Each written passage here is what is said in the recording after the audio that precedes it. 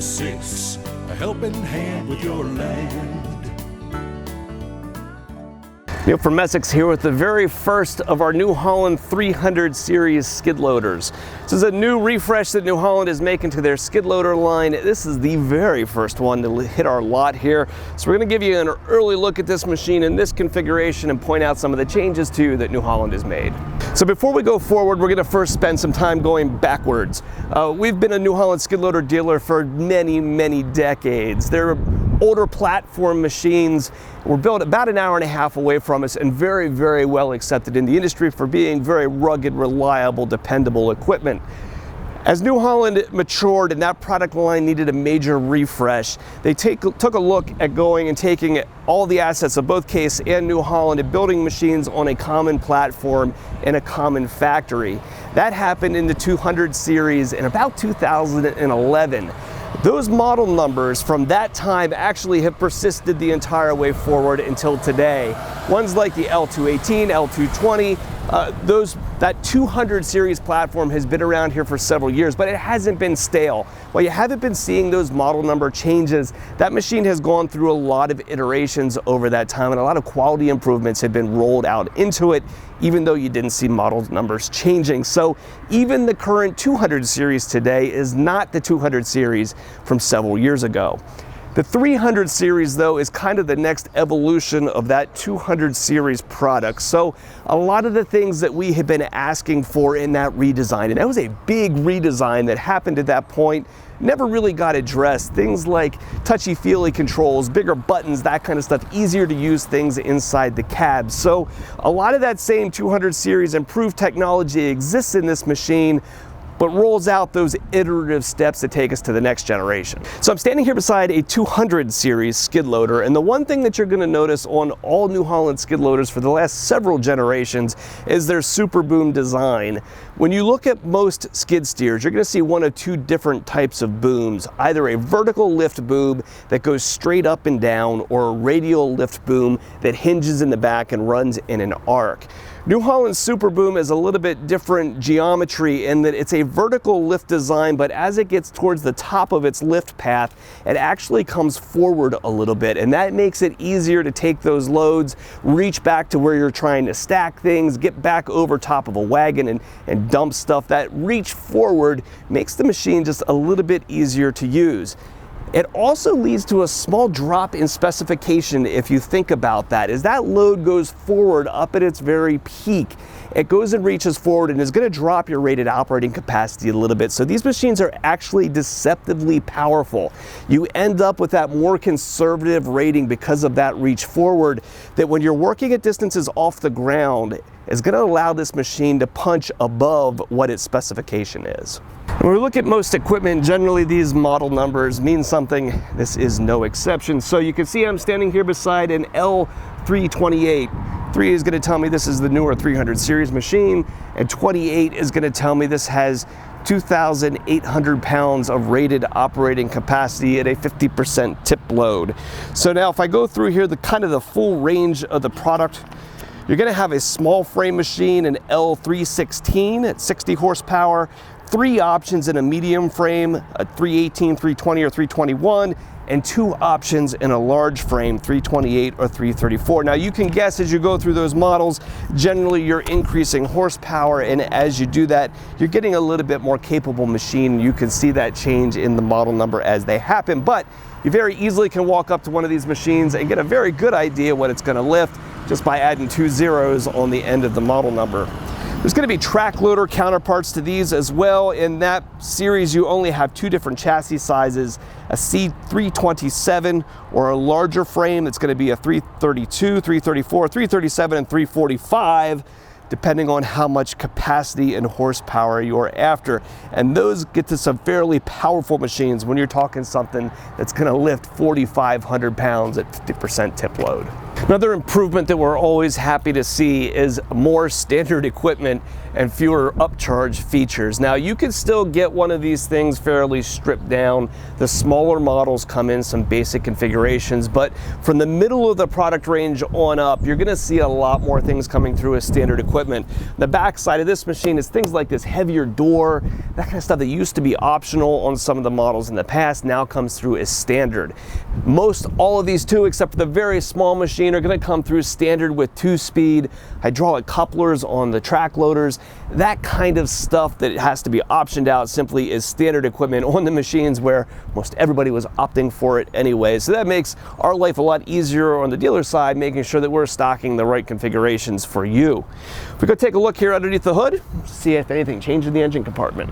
Feels like anymore when you look at a modern skid loader, you see more similarities than differences between machines anymore. Even Bobcat now is admitting that engines should be put in a machine in an inline fashion instead of turning them sideways. But you're gonna notice things like easy service points, batteries towards the back, that kind of stuff is all things that New Holland has adopted. So you can notice here your fuel filters right here in the back of the door, really easy to get to. Hydraulic filters right here. Fuel fills and checks are all right at the top. There's nothing that you need to say dig back the side of the engine in order to get to. One nice addition that I like on these now is that there's a battery disconnect switch right back here on the inside of the machine. So if a skid loader is something that you use seasonally, which is the case for guys like snow removal contractors and that kind of thing, you have an easy disconnect back here that you could flip and turn the battery off so that it doesn't die over the winter as the thing sits. It can also be an extra security measure as well if you park your machine in a place that somebody might look at it for theft potential.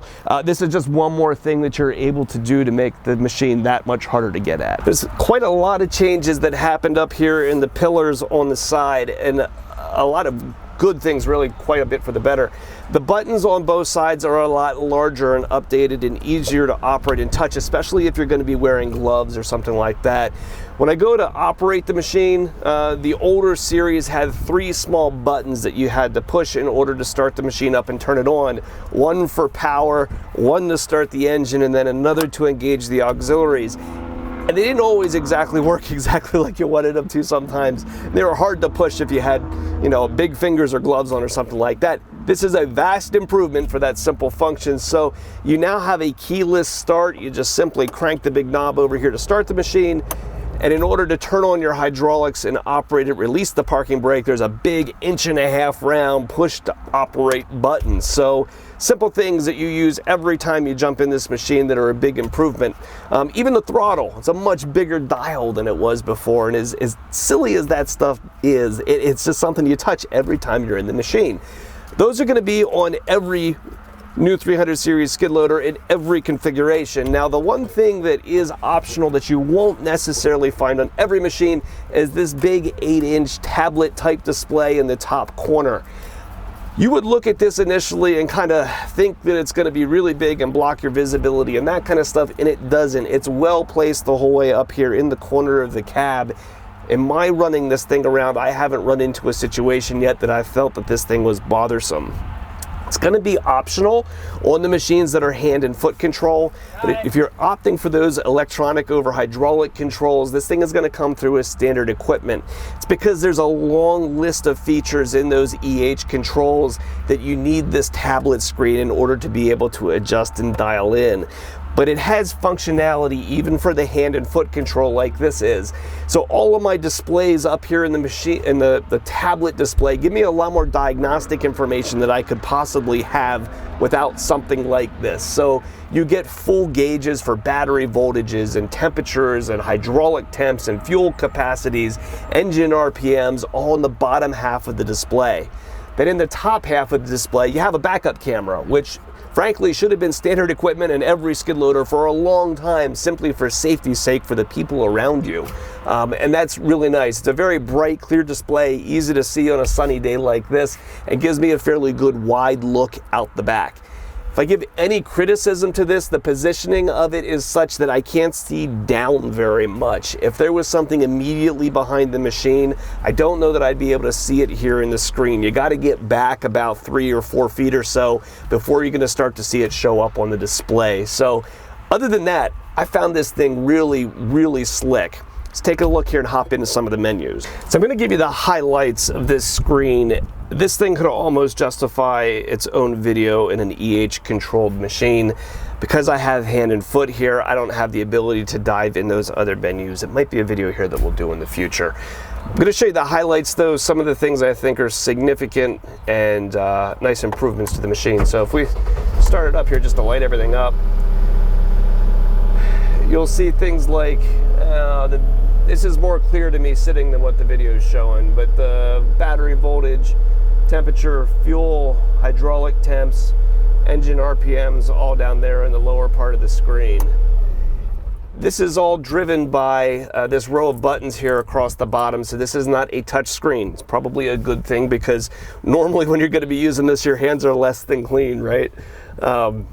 You're going to use these 6 buttons here across the bottom to drill through the different menus.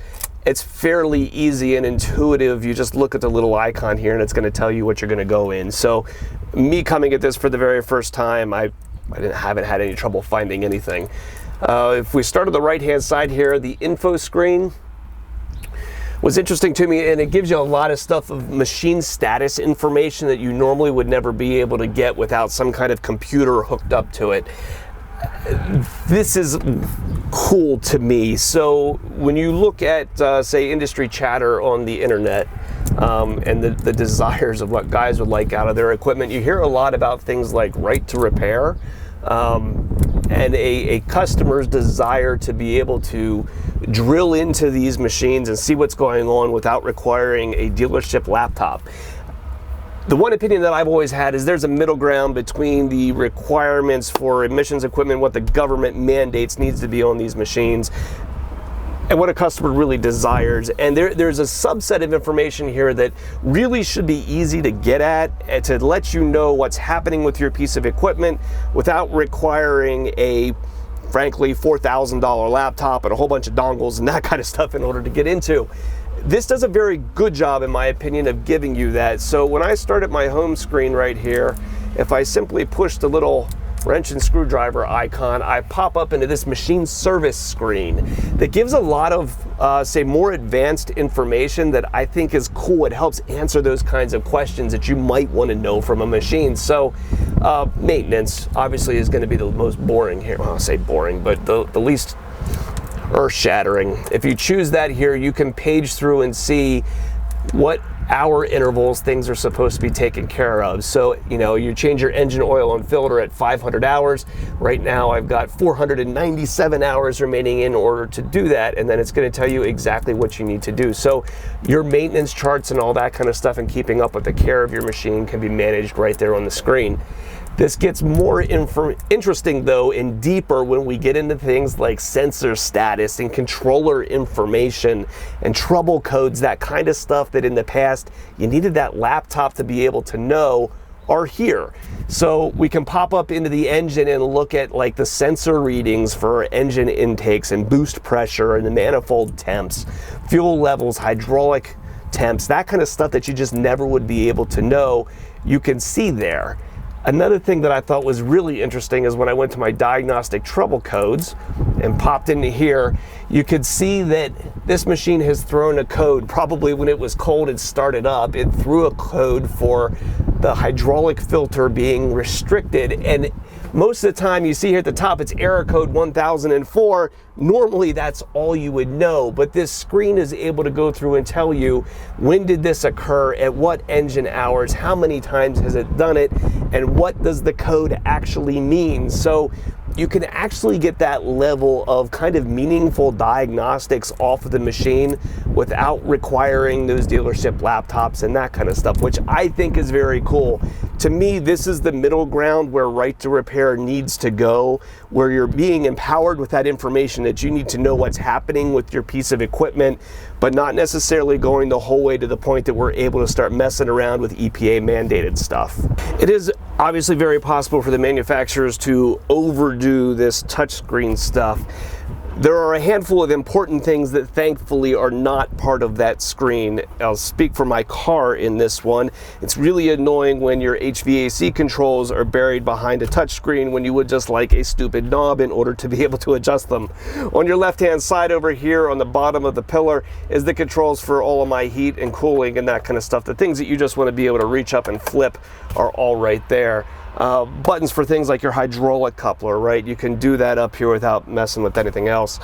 All of your obvious operational things, stuff like park brakes, 2-speed, operating your hydraulics and all that kind of stuff, that's all going to be done down on your sticks. So it is kind of that next level type information that you just aren't able to get out of a traditional machine that screen is giving you, but all of your important day-to-day stuff is still going to be available on a physical button. So that's an intro on the New Holland 300 series skid steers. This is a machine that you're interested in. Here in the coming weeks and months, I will probably do some more videos on this, specifically getting deeper into that screen and the things that can be done with it when combined with Hvac Controls. It's a lot of depth there to talk through.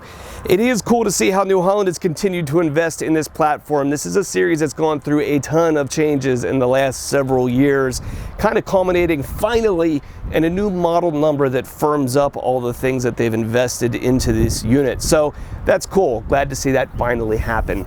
If you're shopping for a piece of equipment like this, you could use a skid steer for your operation, or if you have parts or service needs for a machine you've already got, give us a call at Messick's. We're available at 800-222-3373 or online at messick's.com.